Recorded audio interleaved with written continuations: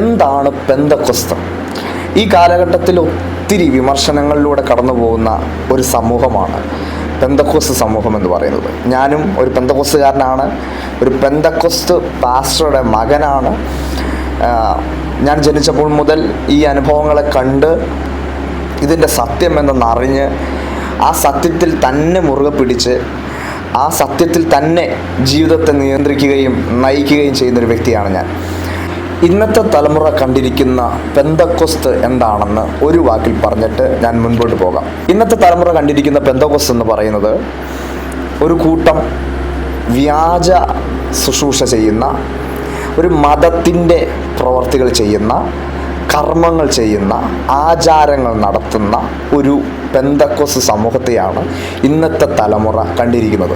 അതുകൊണ്ടാണ് പലപ്പോഴും പെന്തക്കോസ്ത് എന്ന് പറയുമ്പോൾ പെന്തക്കോസ്തിന് ഒരു മതമായിട്ട് മറ്റെല്ലാ വ്യക്തികളുടെയും ഹൃദയത്തിനകത്ത് ചിന്തയുണ്ടാകുന്നത്.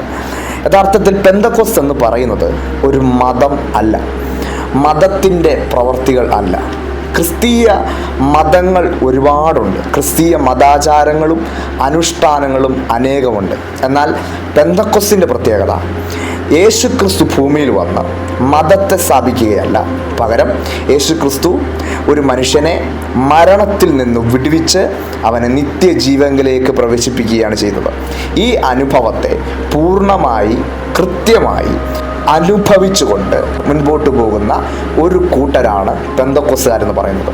പുറത്ത് കാണുമ്പോൾ സാധാരണ ജീവിതം നയിക്കുന്ന സാധാരണക്കാരായ ആൾക്കാരാണെങ്കിലും അകം നോക്കിക്കഴിഞ്ഞാൽ പൂർണ്ണമായും ഈ പറഞ്ഞ നിത്യജീവനിലേക്ക് ഓടുന്ന ഒരു കൂട്ടം ജനമാണ് ഈ ജനമെന്ന് പറയുന്നത്. സത്യം എന്തെന്ന് മനസ്സിലാക്കി നേരായ ജീവിതത്തിലേക്ക് ഒരു വ്യക്തി വരുമ്പോഴാണ് അദ്ദേഹം പെന്തക്കോസ്തുകാരനാകുന്നത്. രണ്ടാമത്തെ കാര്യമെന്ന് പറയുന്നത്, പെന്തക്കോസ്ത് എന്ന് പറയുന്നത് ഒരിക്കലും ഒരു മതപരിവർത്തന സംഘടനയല്ല.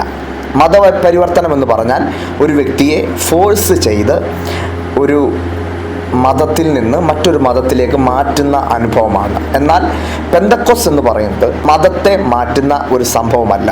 ഒരു മനുഷ്യൻ്റെ ഹൃദയത്തിനകത്ത് ഈ ഭൂമിയിൽ ജീവിക്കുന്നതിൻ്റെ യഥാർത്ഥ ഉദ്ദേശം എന്തെന്ന് തിരിച്ചറിയുകയും ആ മനുഷ്യൻ നേരായ ജീവിതത്തിലേക്ക് പ്രവേശിക്കുകയും ചെയ്യുന്ന അനുഭവമാണ്.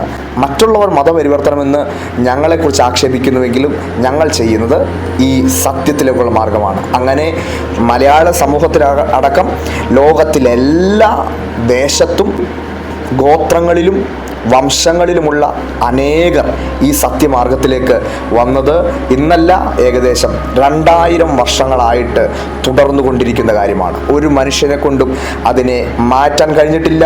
നമ്മുടെ നാട്ടിനേക്കാളെല്ലാം ഭീകരമായ വലിയ പ്രശ്നങ്ങളുള്ള, വലിയ പ്രതികൂലങ്ങളുള്ള സാഹചര്യങ്ങളിലും സ്ഥലങ്ങളിലും മനുഷ്യൻ സുബോധം പ്രാപിച്ച് ഈ സത്യത്തിലേക്ക് വന്ന ചരിത്രങ്ങൾ 100 കണക്കിന് 1000 കണക്കിനുണ്ട്. അതുകൊണ്ട് പെന്തക്കോസ്ത് എന്ന് പറയുന്ന ഈ അനുഭവം ഒരിക്കലും മതത്തെ മാറ്റുന്നതല്ല, പകരം മനുഷ്യൻ്റെ ഹൃദയത്തെ രൂപാന്തരപ്പെടുത്തുന്നതാണ്, മനുഷ്യൻ്റെ ഹൃദയത്തിൽ സുബോധത്തെ കൊടുക്കുന്നതാണ്. മനുഷ്യൻ സുബോധത്തിൻ്റെ അനുഭവങ്ങളിലേക്ക് വരുന്ന അനുഭവമാണ് ഈ പെന്തക്കോസ്ത് അനുഭവം എന്ന് പറയുന്നത്. ഈ അനുഭവത്തിലുള്ള ഏതൊരു വ്യക്തിയും ഈ അനുഭവത്തെ അനുഭവിക്കുകയും ഈ അനുഭവത്തിൽ ജീവിക്കുകയും ചെയ്ത എല്ലാവരും ഒറ്റ ശ്വാസത്തോടെ പറയും, ഞങ്ങൾ മതം മാറിയവരല്ല, പകരം മനം പരിവർത്തനം സംഭവിച്ചവരാണ്, മാനസാന്തരപ്പെട്ടവരാണ്, രക്ഷിക്കപ്പെട്ടതാണ്.